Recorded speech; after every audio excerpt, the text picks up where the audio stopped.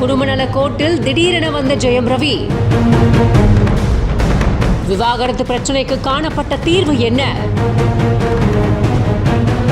நீதிபதியின் உத்தரவு என்ன?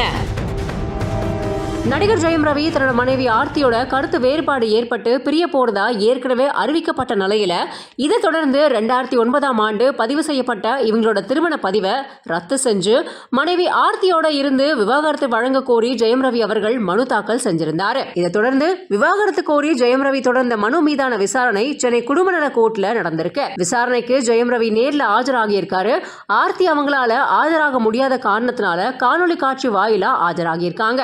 வழக்க விசாரிச்ச சென்னை குடும்பநல கோர்ட் நடிகர் ஜெயம் ரவி மற்றும் அவரோட மனைவி 2 பேருமே சமரச தீர்வு மையத்துல பேச்சுவார்த்தை நடத்த உத்தரவிட்டிருக்காங்க. இன்னைக்கே இரு தரப்பும் பேச்சுவார்த்தை நடத்தணும் அப்படின்னு நீதிபதி உத்தரவிட்டிருக்கிறது குறிப்பிடத்தக்கது. இந்த செய்தி தொடர்பான உங்களோட கருத்துக்களை கமெண்ட்ஸ் சொல்லுங்க. மேலும் பல செய்திகளுக்கு மிக ஃபாலோ பண்ணிக்கோங்க.